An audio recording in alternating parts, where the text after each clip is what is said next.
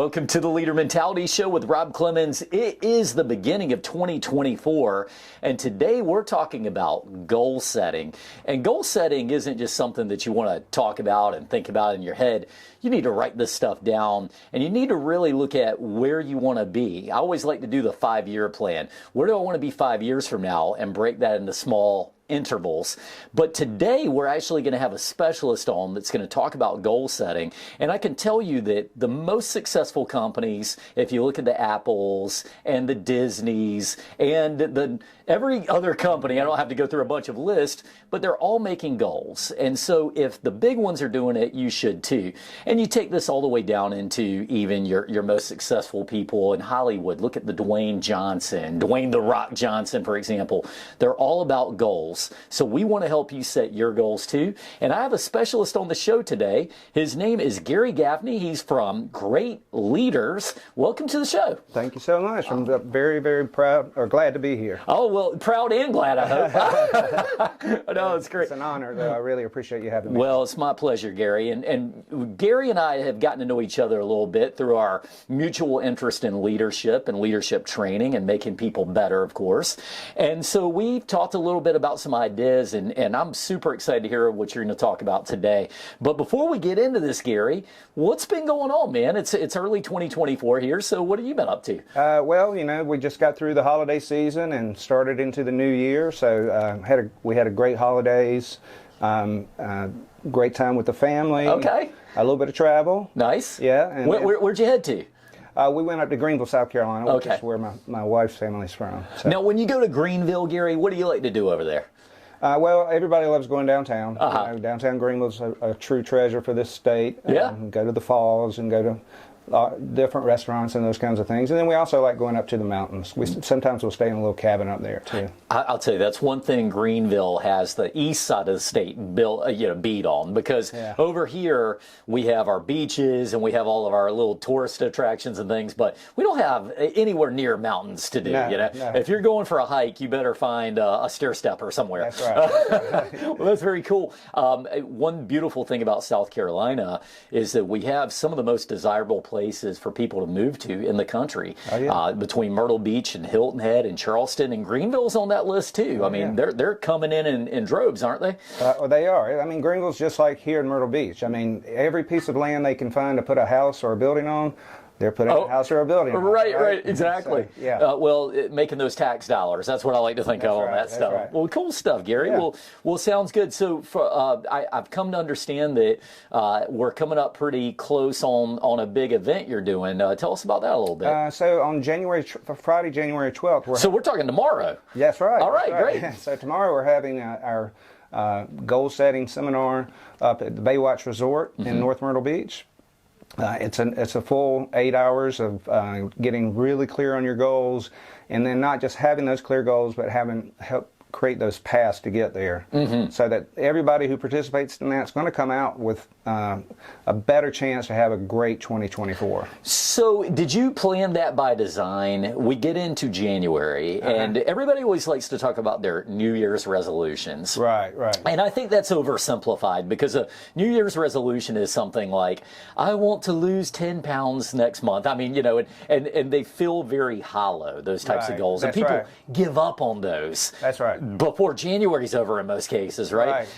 When you talk about goal setting, was that intentionally in the beginning of 2024?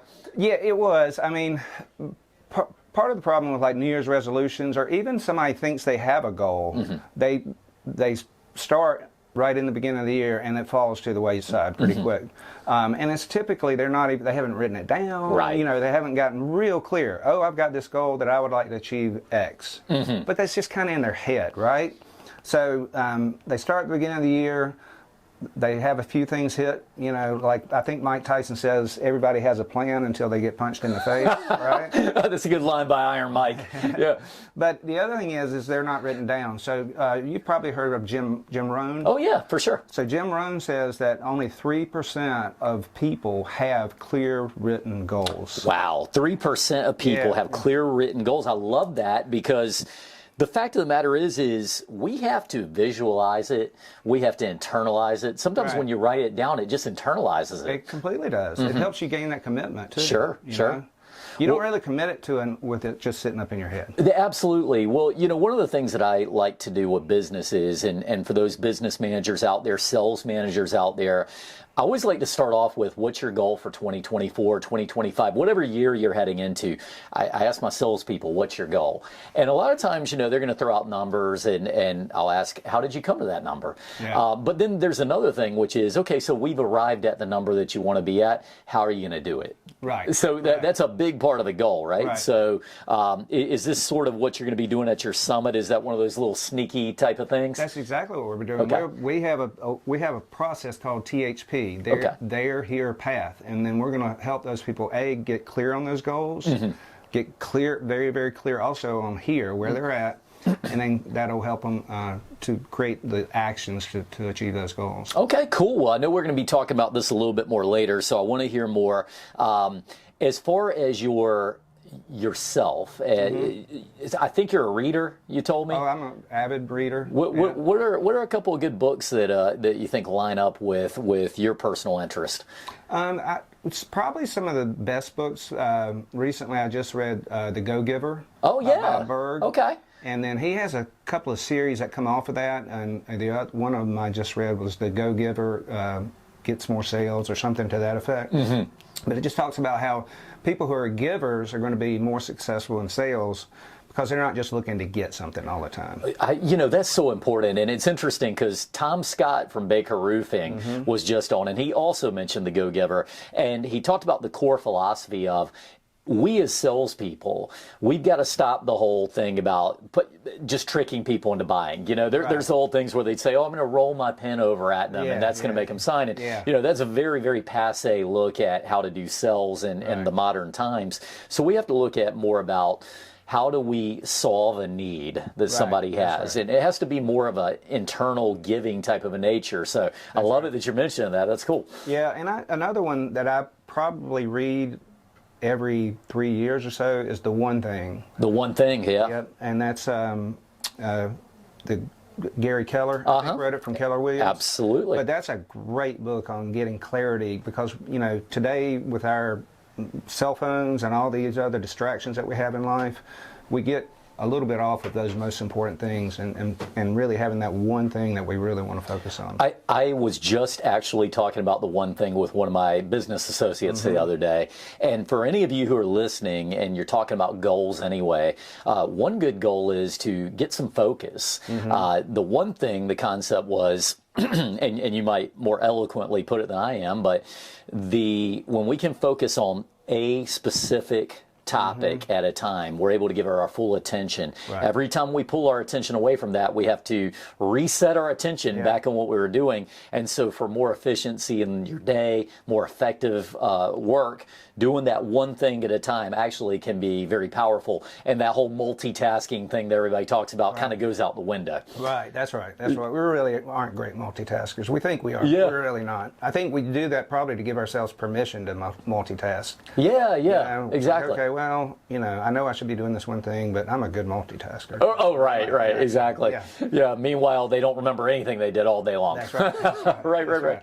Very cool, very cool. And how about charity? You do anything with charity with your businesses? Yes. Well, I'm very active with the North Myrtle Beach Rotary Club. Oh, okay. And I've been past president twice. Currently, I'm treasurer, but we just have a great club. We're doing so much this year, and the Rotary calendar is from July to the end of June. Okay. But recently, during the holidays, one of our members spearheaded the task of helping help for kids. And so we had 550 angels. You've all seen the angels where it's got a child's name, and we were able to get 550 kids presents, and usually it's at least one clothing item and one toy, but typically it's more than that. But it was just an amazing, really heartfelt kind of thing. But I love that. 550 kids. That's amazing, isn't it? That's a whole lot of lives that you can make better with one particular event. I think that sometimes when people offer you that opportunity to help for kids or a humane society or whatever it is, we sometimes forget that's money out of our pocket, but it's making such a difference. And when you get a chance to see the difference that you made, what a special feeling. Oh, yeah. And think about this year. I mean, with inflation and everything, times are tough, especially for parents. Grocery bills are going up, energy bills, all those things. So some parents just aren't able to provide a nice Christmas for their kids. So we have to remember that, right? One thing I was talking about, I was doing a customer service presentation over at the Chamber along with Frank, and we were talking about the idea that people are going through their lives and they're trying to get that next foot forward. And I asked, why don't we do more employee reviews each year? We all talk about it. We're going to do a 1-year review with you, but when you talk to the typical small business owner, very often they're not actually doing the 1-year review. And I've asked questions ranging from why are we not doing this 1-year review? And a lot of times they'll say, well, every time I do a review, the employee's expecting a raise. Oh, yeah. And I always say, well, good, then give them one. Because in 2024, as we've gone through 2 or 3 years post-COVID and we've seen inflation pop up, if you're not looking at getting your employees adjusted and getting their pay scales adjusted, they're actually working for cheaper than they were a few years ago. That's right. We do need to be active on that. So I love what you're saying there. Well, good stuff, Gary. I really appreciate what you're doing for the community. Well done with the Rotary. I always love it with Rotary, too, when they do those little fish fries and all those little things to raise. I don't know where the cooks come from at those places, but I feel like it's always the best food coming from Rotary for some reason. Well, and we do in February, we've got our big Rotary golf tournament coming up. And that'll be at Tidewater, which is always a great golf course. And with that, we typically provide 10 scholarships for the graduating seniors at North Myrtle Beach. Wow. That's amazing. Are you a big-time golfer? I like to play, but I don't have time to play as much as I like. Okay, I got you. Maybe Top Golf is about the best place to be right now. I got you. Awesome. Well, Gary, I appreciate you coming on, as we said, and I know that with great leaders, you've got great intentions to help others to succeed in their lives of leadership, better family members, better friends, everything.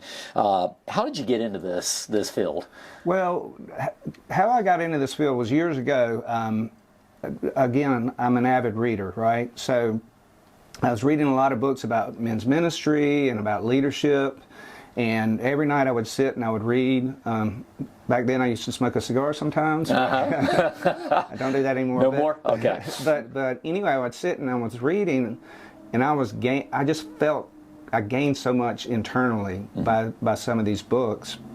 And one night I was reading a book by Ken Blanchard, who's a great leadership guru, and it just hit me. And at some point I was like, why am I reading this just for me? I mean, I'm gaining so much value from this. Why am I not sharing this with others? And I had such a passion for leadership and helping others succeed, and I started reading about coaching, and I decided, you know what, this is my calling. So and that was like 11 or 12 years ago. So, wow. What's the first step for somebody that's looking at getting into coaching from your perspective? Go get certified? What was your path? Well, my path, I got certified through Maxwell Leadership, through John Maxwell Leadership. And they had a great coaching program. Certification is important, but, I think the key is understanding what coaching really is. And there's several books on that. I think one is Coactive Coaching.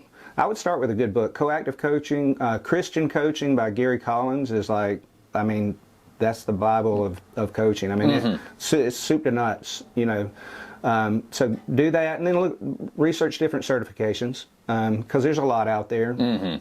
Some people want to get certified, but being a great coach is mastering 2 remarkable skills, and that's listening and asking questions. Listening and asking questions, right? Not as much talking. Right. That's right. It's listening and asking questions, just like you do.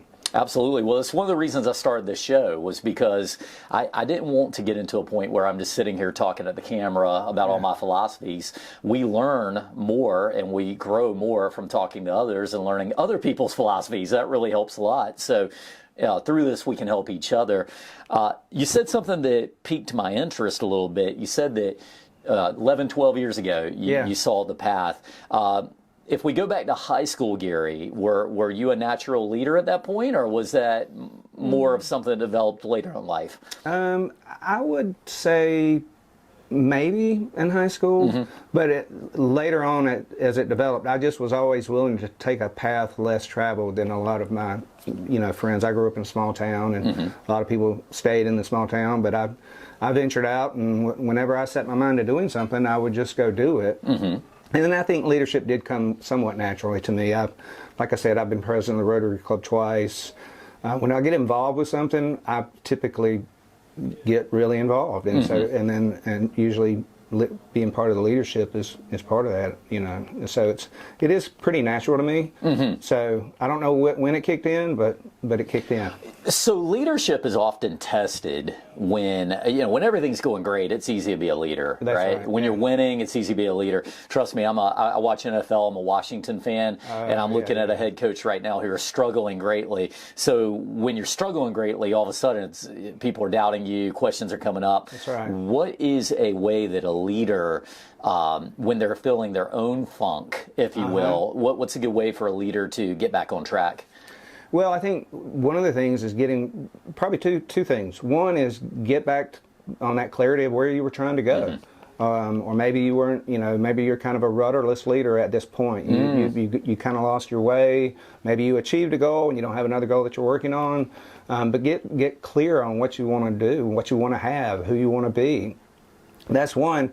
And then second, sometimes when you start to doubt yourself, go back and take a look at all those things you're able to accomplish. Like sometimes you're an entrepreneur. Yeah. We go through these stages where we're like, man, this isn't working out the way I think, or whatever. So I go back and I look at those past successes. I mean, I go back and I see a guy who got on a Greyhound bus with $220 and went to New York City with no job. Oh boy. Yeah. And I made Risk taker. And I made it. Yeah, That's right. So, and I look at all those different things and I say, if I can accomplish those things, then I can accomplish that goal that I want to go for. Man, well, good tips there. By the way, any tips for people thinking about taking a Greyhound bus to New York anytime soon? Don't do it. And that's true leadership right there. No, so going into the writing it down and all the things we talked about, I really agree with what you said, and I think it's a good tip for leaders, because in my role, and I'm sure you've dealt with this too, I've met a lot of very successful people who have kind of, on a one-on-one setting told me they're struggling, and they're maybe having some self-doubt, and they're having these things that they don't feel like they can let out to the public. You don't want to go to your staff of people and say, boy, I'm really struggling today, guys. You feel like you need to be, the one that's giving them the hope, not the one that's giving them the doubt. So I believe that you said two things that are very important. One is to look at your past successes, and we can't rest on those, but you do have to remember that you have done great things and more great things will come. But I think that's why stuff like a mission statement and a vision statement and writing your company values, that's why I believe it's more important than anything, because when you find yourself struggling, you go back to that mission statement and say, this is what my purpose for being here is. Right. That's right. When you have that struggle for what am I doing tomorrow, you look at that vision statement and you say, this is who we want to be, who we strive to be. Yeah. I love the world-class thing. We want to be a world-class organization, right? So let's do it, and sometimes that'll get you your clarity. Well, very good stuff there. From your starting of the business, going back to 11, 12 years ago, what was something that was a big challenge for you when you were getting started? Well, the biggest challenge was when I first got started and I incorporated my first coaching business, we had twins. Wow, what a gift and a challenge, right? So things kind of got off the rails for a few years because we had to focus on them. And so my biggest challenge when I first got started was we had twins. So it just changed life for us. And so it took about 3 years to kind of get through those early years with the kids, and that was when I kind of rebooted in 2014.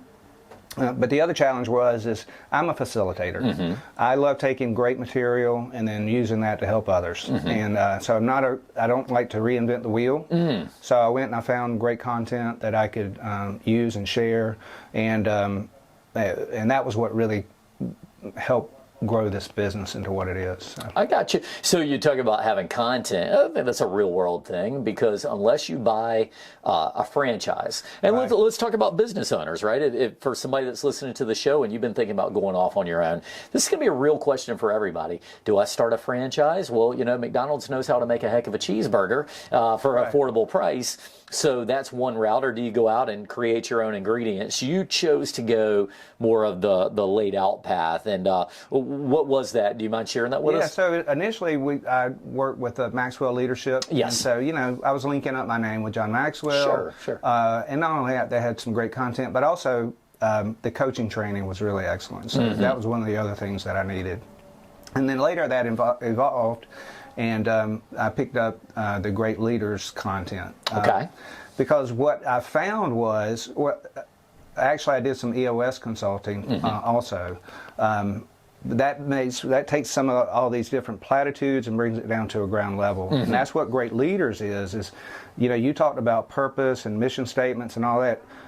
We have all of that. Like, we create a compass for people that they can actually look at it on a daily basis, with the purpose being right in the middle, the values being there, the missions in there, those 90-day goals are set in there. So it's all there for the people to look at for an organization, and you can even do that as an individual.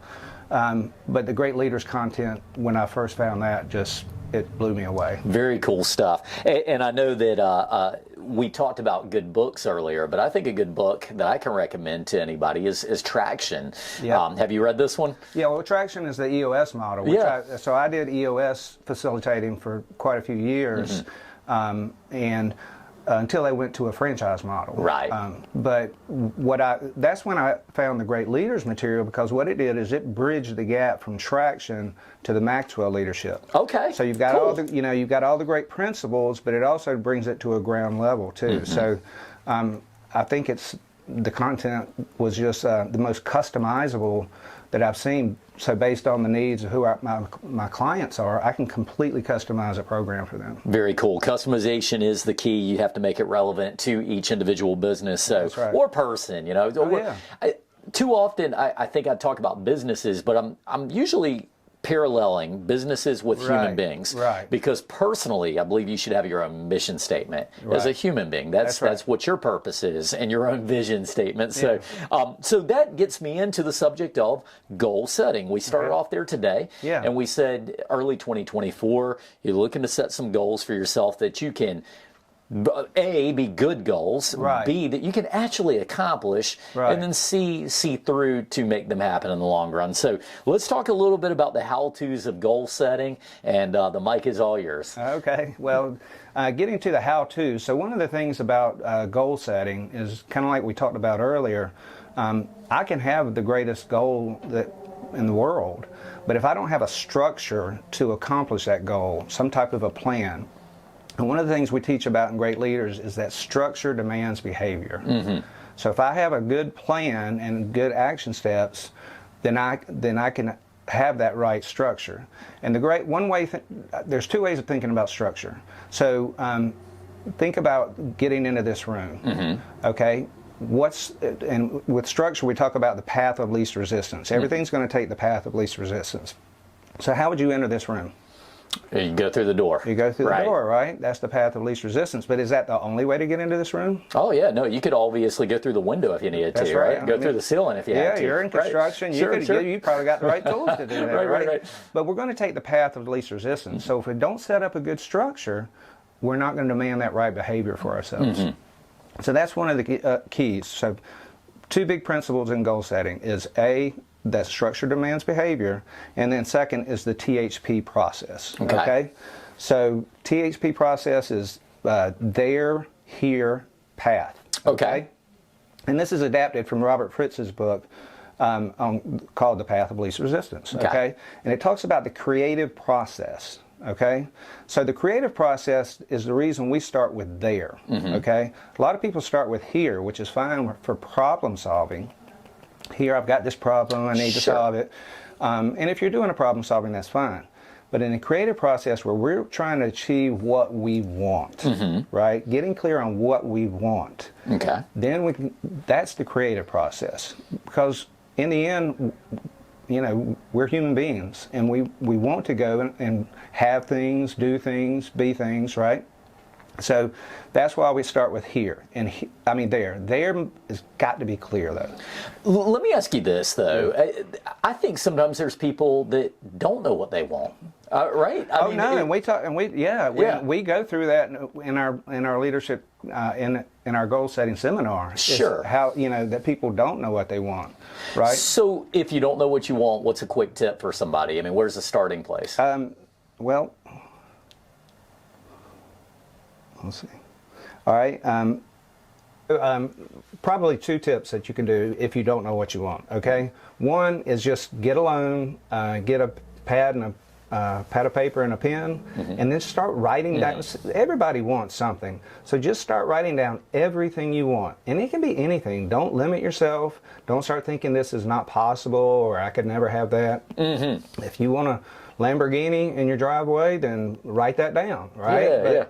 Write a whole, literally write everything down that you want, and then start going through that list, and you'll start seeing what you really want. You'll start getting some clarity on that. Okay. The other thing is to go find a coach. I mean, there's lots of leadership coaches, life coaches right here in Myrtle Beach on the Grand Strand. Go find one and get with them, and they'll help you gain more clarity on that. Good stuff. Good stuff. I like it. So I didn't mean to throw you off on that, but I think sometimes when we talk about getting there, that's right. There is what you want, right? And so I think it was a good place for us to, talk about. I agree, because it's a great question, because it really happens a lot. People don't really think they know what they want, but in the end, they really do know. Well, it's just interesting. I was talking to my friend Dr. Blaylock on the phone, Dr. Andre Blaylock, and he was telling me about how he does relationship coaching a lot. So a different kind of coaching, but very similar in the ways of knowing what you want. And he was talking about the ins and outs of that, and sometimes people, they may want something that for whatever reason they don't have a actual good plan to attain, or it may not be attainable what they want.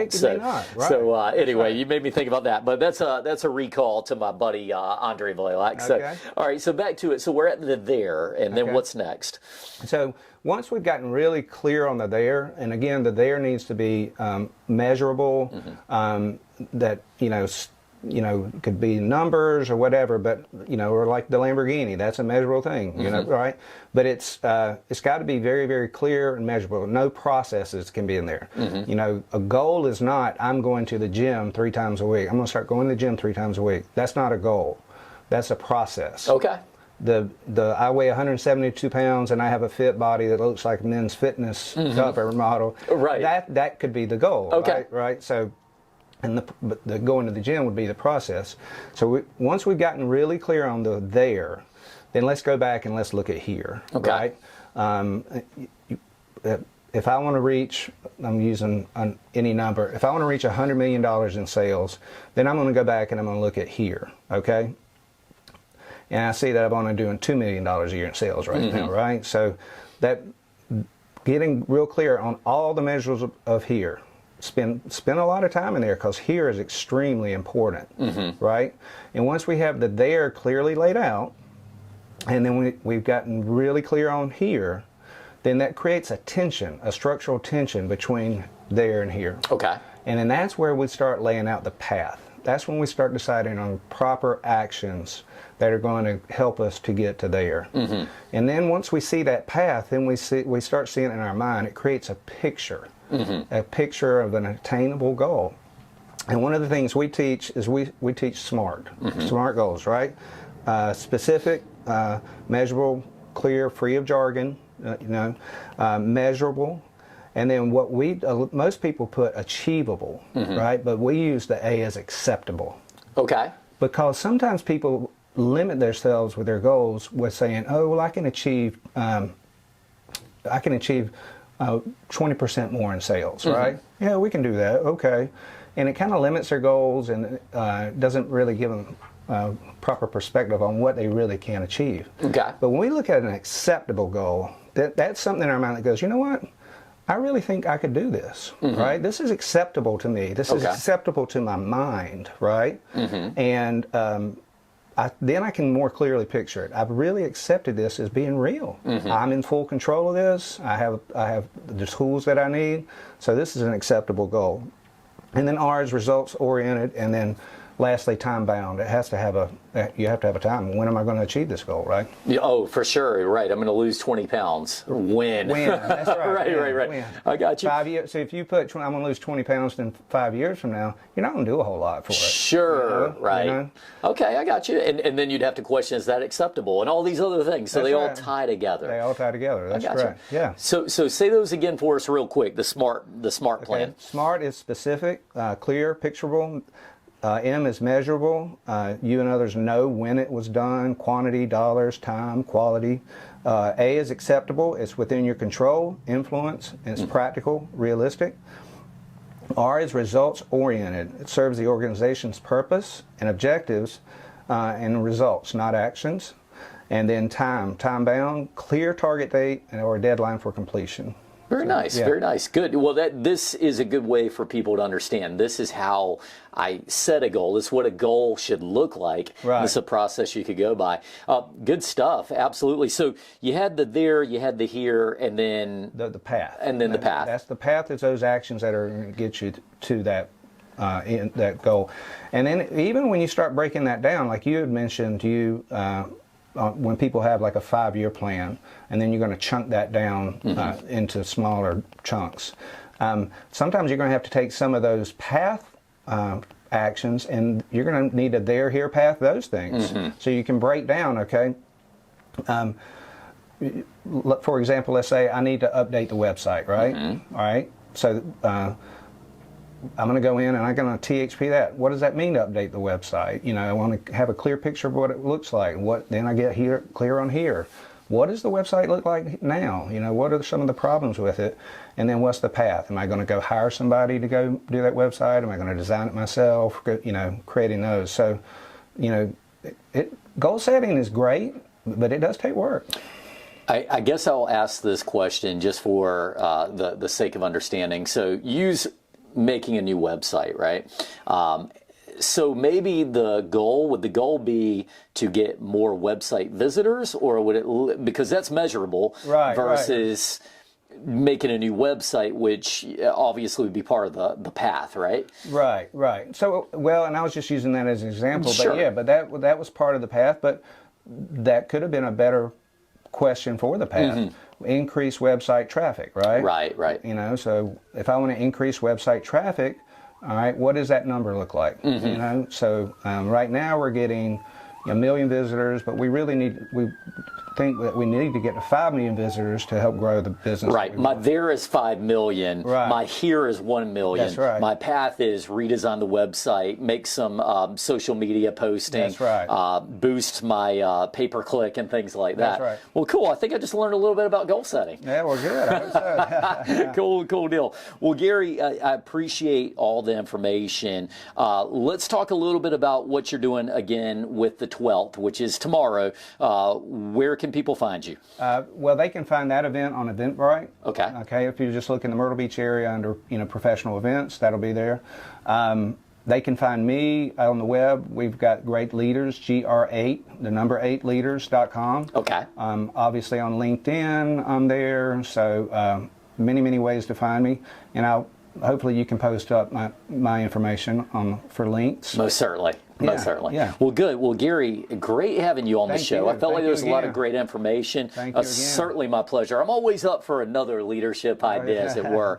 And speaking of leadership, we do want to thank all of our Leaders List members. These are top companies with leadership mentality in the Myrtle Beach and surrounding areas. Really, they're all over. So check them out at our QR code. And if you're there and you're in the middle of January of 2024 and you've set some goals for yourself, just know there are going to be struggles along the way. No great goal is just going to fall in your lap. You know you're going to have to keep working towards it. And when you hit a dip in the road, keep looking back to why you were doing it in the first place. That'll be the thing that will pull you forward. So we're here with you at the Leader Mentality. And Gary, once again, thank you for being on the show. Thank you so much. My pleasure. All right. And we will see all of you next time on the Leader Mentality Show with Rob Clemens.